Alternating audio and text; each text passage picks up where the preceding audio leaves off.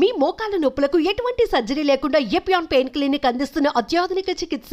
కాపు సామాజిక వర్గంలో కీలక నాయకుడిగా ఉన్నటువంటి వంగవీటి రాధాకు తెలుగుదేశం పార్టీ మరొక కీలకమైనటువంటి పదవిని కట్టబెట్టబోతుంది. అదే ఎమ్మెల్సీ పదవి. అతి త్వరలోనే ఎమ్మెల్సీ పదవిని ఇవ్వడానికి రంగం సిద్ధమైనట్టుగా తెలుస్తుంది. ఇప్పటికే గత ఎన్నికల్లో ఆయన ఎక్కడా కూడా ఎమ్మెల్యేగా కానీ ఎంపీగా కానీ పోటీ చేయలేదు. అయితే పూర్తి స్థాయిలో తెలుగుదేశం పార్టీకి సపోర్ట్ చేశారు. యువగళం పాదయాత్ర నిర్వహించిన సమయంలో వంగవీటి రాధా నేరుగా లోకేష్తో కలిసి ఆయన పలు నియోజకవర్గాల్లో ఆయన అక్కడ పర్యటించినటువంటి పరిస్థితి. గత ఎన్నికల్లో కూడా ఆయన పూర్తిగా తెలుగుదేశం పార్టీ అభ్యర్థులకు సపోర్ట్ చేశారు. అయితే ఇచ్చినటువంటి హామీ మేరకు వంగవీటి రాధాకి ఈసారి ఎమ్మెల్సీ పదవిని అయితే మాత్రం ఇచ్చే పరిస్థితి చాలా స్పష్టంగా కనిపిస్తుంది. కాకపోతే రాధా అనుచరులు, రాధా వర్గీయులు కూడా చెప్తున్నటువంటి మాట ఏంటంటే, ముందుగా తమకు మంత్రి పదవి కూడా ఇస్తారనేటువంటి తమ నాయకుడికి హామీ ఇచ్చారు. గతంలో ఎమ్మెల్సీ పదవినిచ్చి అవసరమైతే మంత్రివర్గంలోకి తీసుకుంటామనేటువంటి హామీ కూడా ఇచ్చారు. అయితే ప్రస్తుతం నాగబాబుకు, అదే సామాజిక వర్గానికి చెందినటువంటి నాగబాబుకు జనసేన పార్టీ నుంచి మంత్రి పదవి ఇస్తున్నట్లు అనౌన్స్ చేయడంతో ఇప్పుడు కేవలం ఎమ్మెల్సీ పదవిని ఇచ్చేటువంటి పరిస్థితి అయితే స్పష్టంగా కనిపిస్తున్నట్టుగా మనం చెప్పవచ్చు. అయితే ఇప్పుడు కొద్దిసేపటి కిందట అమరావతిలోని సచివాలయంలో ముఖ్యమంత్రి చంద్రబాబు నాయుడును కలిశారు వంగవీటి రాధా. ఆయన వెహికల్ దిగి నేరుగా సీఎం కార్యాలయానికి వెళ్తున్నటువంటి దృశ్యాలు మనకి ఇక్కడ చాలా స్పష్టంగా కూడా కనిపిస్తున్నాయి. సో కొద్దిసేపటి కిందట వంగవీటి రాధా ముఖ్యమంత్రితో ఆయన భేటీ అయినటువంటి పరిస్థితి. దీనికి సంబంధించి ఒక స్పష్టమైన హామీ కూడా ఇచ్చారు.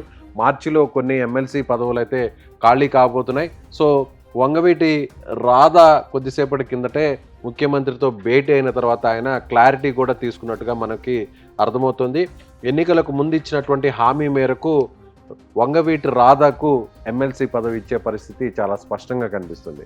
ముఖ్యంగా కాపు సామాజిక వర్గానికి తెలుగుదేశం పార్టీలో పెద్దపీట వేస్తున్నాము అనేటువంటి అభిప్రాయం తీసుకొచ్చే విధంగా ఇప్పటికే కాపులందరికీ కూడా భారీ స్థాయిలో పదవులు ఇచ్చినటువంటి పరిస్థితి, అదేవిధంగా మంత్రి పదవులు కూడా ఇచ్చినటువంటి పరిస్థితి. మరొకవైపు జనసేన పార్టీకి కూడా కూటమి ప్రభుత్వంలో ఎంత ప్రయారిటీ ఉందో ప్రత్యేకంగా చెప్పాల్సిన అవసరం లేదు. ముఖ్యంగా పవన్ కళ్యాణ్కు డిప్యూటీ సీఎంగా ఆయనకు పూర్తి స్థాయిలో ఒక ప్రత్యేకమైనటువంటి పరిస్థితులు అక్కడ కల్పిస్తున్నారు. ముఖ్యంగా ఆయనకు ఉన్నటువంటి గౌరవం గురించి ప్రత్యేకంగా చెప్పాల్సినటువంటి అవసరం లేదు ప్రభుత్వం. ఇప్పుడు అదే స్థాయిలో కాపు సామాజిక వర్గానికి సంబంధించినటువంటి నాయకులకు కూడా అంతే ప్రాధాన్యతను ఇవ్వాలి అని తెలుగుదేశం పార్టీ, తెలుగుదేశం ప్రభుత్వం కూడా ఇప్పుడు యోచన చేస్తుంది. ముఖ్యంగా వంగవీటి రంగా గురించి ప్రత్యేకంగా చెప్పాల్సిన అవసరం లేదు. ముఖ్యంగా ఏపీలోని కోస్తా జిల్లాలు, కృష్ణా, గుంటూరు, ఉభయ గోదావరి జిల్లాలో వంగవీటి రంగాకున్నటువంటి అనుచరులు ప్రత్యేకంగా చెప్పాల్సిన అవసరం. అయితే ఇప్పుడు వంగవీటి రంగా కుమారుడుగా ఉన్నటువంటి రాధాకు అదే స్థాయిలో పార్టీలో ప్రయారిటీ ఇవ్వాలి అనేది ఇప్పుడు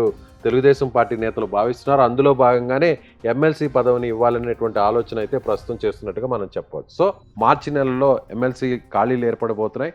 ఆ ఖాళీల్లోనే రెండో దఫా వచ్చేటువంటి ఖాళీల్లో ఎమ్మెల్సీగా అవకాశం ఇచ్చేటువంటి పరిస్థితి కనిపిస్తుంది. ఎమ్మెల్సీగా జిల్లా అంతటా కూడా, కృష్ణా జిల్లా అంతటా కూడా వంగవీటి రాధా సేవలను ఉపయోగించుకోవాలనేటువంటి ఆలోచనతో తెలుగుదేశం పార్టీ ఆలోచిస్తుంది. ముఖ్యమంత్రి చంద్రబాబు నాయుడు, అదేవిధంగా లోకేష్ ఇద్దరు కూడా ఈ రకంగా వ్యూహరచన చేసినట్టుగా చెప్పవచ్చు. సో ఇప్పుడు వంగవీటి అభిమానులకు ఇదొక గుడ్ న్యూస్గా చెప్పాలి. ఎందుకంటే గత కొన్ని అంతకుముందు ఎన్నికలు కావచ్చు, 2019 ఎన్నికలు కావచ్చు, 2024 ఎన్నికలు కావచ్చు, తెలుగుదేశం పార్టీలో చేరినప్పటికి కూడా ఆయన ఎక్కడ కూడా పోటీ చేయలేదు. వైసీపీని వీడి 2019 ఎన్నికలకు ముందు తెలుగుదేశం పార్టీలో చేరారు. ఆ సమయంలో తెలుగుదేశం పార్టీకి పూర్తిగా సపోర్ట్ చేశారు పోటీ చేయకుండానే. కానీ అప్పుడు తెలుగుదేశం పార్టీ అధికారాన్ని కోల్పోవడంతో మళ్ళీ 2024లో పోటీ చేస్తారా అనేటువంటి ఆలోచన చేశారు. కానీ తెలుగుదేశం పార్టీ చేసినటువంటి రిక్వెస్ట్ మేరకు ఆయన ఎన్నికలకు దూరంగా ఉన్నారు, ఎమ్మెల్యే ఎన్నికలకు. కానీ ఎమ్మెల్సీ ఇచ్చి మంత్రివర్గంలోకి తీసుకున్నామంటే హామీ ఇచ్చారు కాబట్టి సో ఇప్పుడు ఎమ్మెల్సీ ఇస్తున్నారు. కానీ మంత్రివర్గంలో చోటు కల్పించేటువంటి పరిస్థితి అయితే ప్రస్తుతం కనిపించట్లేదు. ఎందుకంటే